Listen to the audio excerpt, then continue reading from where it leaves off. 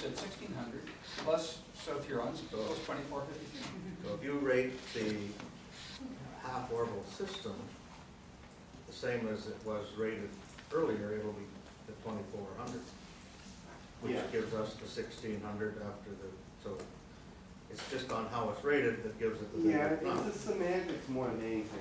yeah.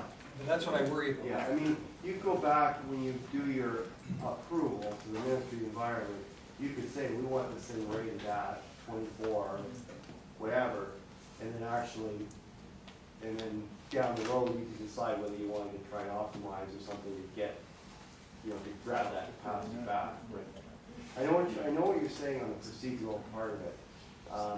I mean, you could take the half orbital and you could make it as small as you want to as well to get it to the exactly the 24. That's what we agreed. Yeah.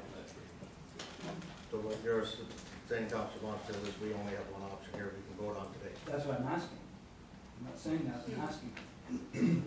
Now, just to chime in, if I'm getting off base procedurally, let me know. But you could also say we want that option at 24.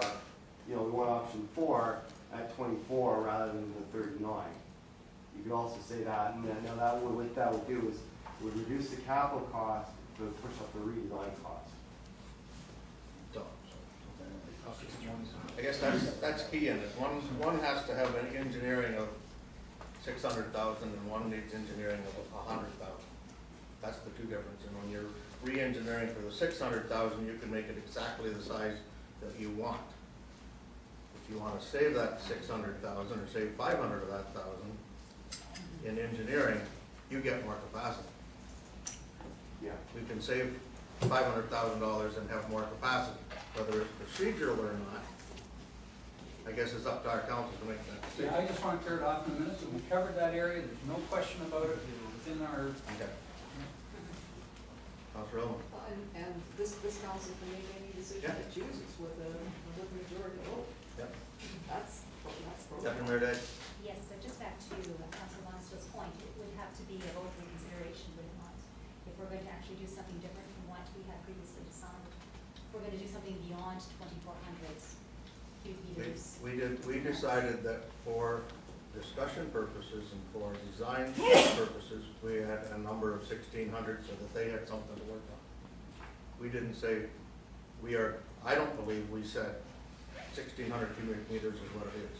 1,600 cubic meters is what it's designed for. But that's a decision of council. What was the criteria? Those were the alternatives. It was to give something to work with that was not moving all over the place. Councilor Russell. Frank, do you want to go through this, some of the options? No, but I'm asking, have we ruled then? I might say it correctly, it's semantics. So if you rate this plant on the average day flow for July and August, it's 39.33. If you carry the basis that Dylan has used throughout and use it on the average month, the average day flow, it's 23.29. So it's within, it's comparable to 24.70 increase. Let's decide on that as a council, and let's make sure that's in the record and clear, so that it doesn't come back to haunt us. Okay, so we'll make that a note that it meets our criteria. But explain how it meets our criteria, and I'd like to have a vote on it. The procedurally we're okay. Councilor Russell says we're not ready, so we'll just Okay. make that let's go through the report. Yeah. Made a ruling to start this that's a good point. I think the council wants to brought up. But let's just table that. But we need to hear from this gentleman next. What he says. Yeah, Brad? Then we're going to take a 15-minute break. You want to take one now? No.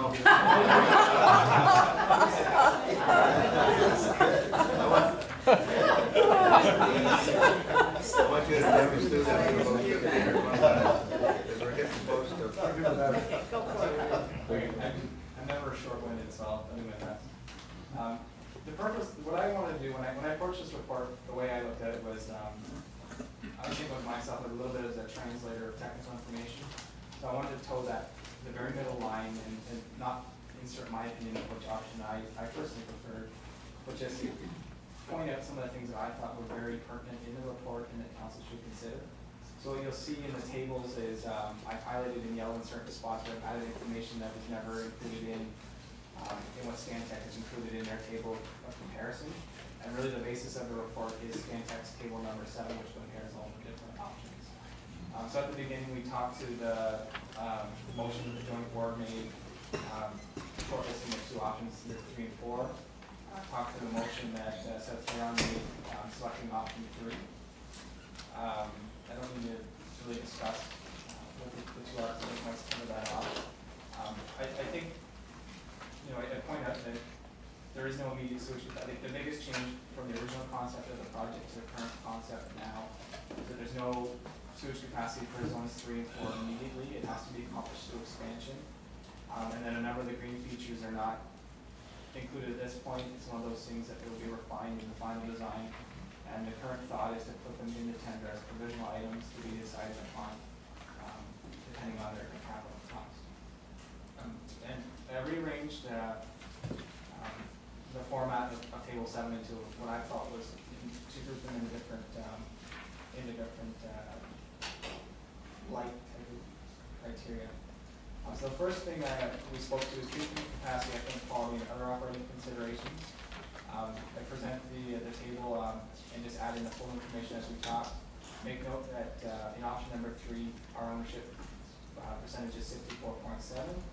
It's the same in option number 4, but in discussions with South Huron, they have said they're very firm in their 873, and their expectation would be that American Shores takes on any extra capacity, which may increase our operating share. From my perspective, I felt that both options technically are very much equivalent. Both have positives, both have negatives, but they're relatively equally balanced in that state. I think it's important to point out that option number 3 does provide more process redundancy. That both options do provide septic treatment through a low-tech option. Both retain the sludge wetland, which I think is very important for sludge management. It's a very low cost. We're able to deal with it on site. And then I wanted to make note that we are deleting that the biofilter for odor. Right now, the area is primarily rural, but that is the area where we're going to develop. We're going to develop out towards the plant. So that is something that council will need to consider, is that in the future, we may have development out nearer to the plant that is residential. So that's something to keep in the forefront of our minds. I didn't put it in here, but the deputy mayor did raise a question about process flexibility in the operations. And the reason I didn't put it in there is because I didn't want to gum up this whole thing with a lot of techie type of talk. And my perspective is very much the same as Mike's. That I think, personally, I think that option 3, 2 trains, has positives and negatives when it comes to efficiency and flexibility. I don't believe personally that it's very efficient to be mothballing 1 train.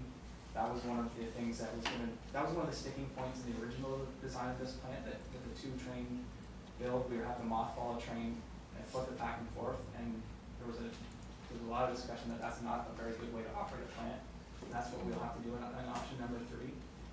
But that said, option number 4, we're only operating with, this much in a cup this big. And again, that leads to inefficiencies as well. So that's where, again, I say there's positives and negatives.